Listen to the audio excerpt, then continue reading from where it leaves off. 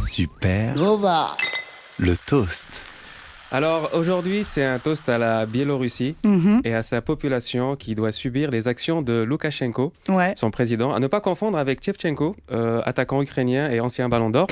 Ça n'a rien à voir. Loukachenko, il est plus axé sur la défense, tout ce qui est interception d'avions en plein air. C'est un autre style de jeu. Loukachenko, pour ceux qui n'arrivent pas à le visualiser, c'est l'inspecteur d'Eric avec la moustache d'Erdogan et une coupe de cheveux est-ouest à la Bouteflika. Donc on est sur un tiercé gagnant pour rester au pouvoir le plus longtemps possible. Alors lui, tu vois, tu dis comme ça, on ne connaît pas, tu vois. Non, c'est vrai, je ne le connais pas. On ne le connaît pas, il reste très discret. Quand tu cherches des infos sur lui, tu tapes son nom sur Google, il n'y a pas beaucoup d'infos sur lui. Ce qui ressort, c'est quelques images où il est un peu vénère. Bon, moustache oblige. Mais je pense qu'il y a un lien entre le système capillaire et l'envie de rester au pouvoir. Je pense qu'il faut faire une étude. Il faut envoyer des observateurs dans des salons de coiffure pour voir, détecter un peu les profils à l'avance. Mine de rien, il a 7 ans de plus que Bachar al-Assad. Tu vois, discret, mais il est bien installé dans le secteur de la dictature. Bon, on n'en parle pas beaucoup parce qu'il est blanc, mais sinon, il est là, il a des stats. Alors lui, sa technique, c'est intercepter des avions. Il s'en fout de l'image. Clairement, il n'est pas dans chercher du buzz avec McFly et Carlito. Lui, c'est Pat Fly et Incognito.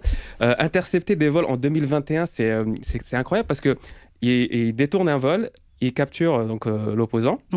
Ça rappelle une technique de Navalny, l'opposant russe, qui apparemment aussi aurait été empoisonné à bord d'un avion. Donc, message à tous les opposants, prenez des Ouigo.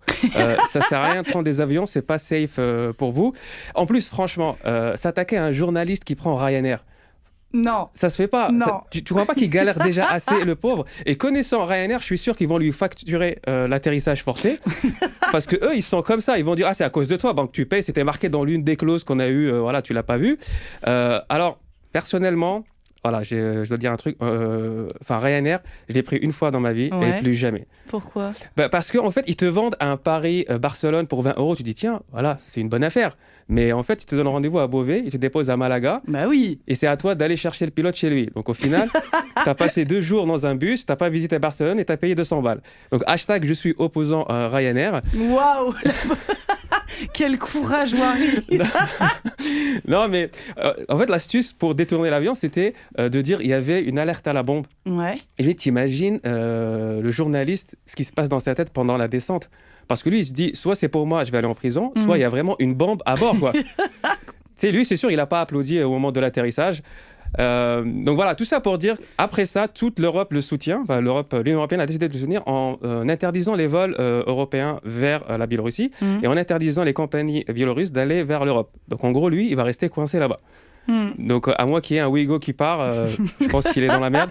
Donc courage à lui et courage à tous ceux qui se sont fait arnaquer par Ryanair. Une chronique surengagée. Merci beaucoup, Marie, pour ce toast. 17h, 19h, Supernova.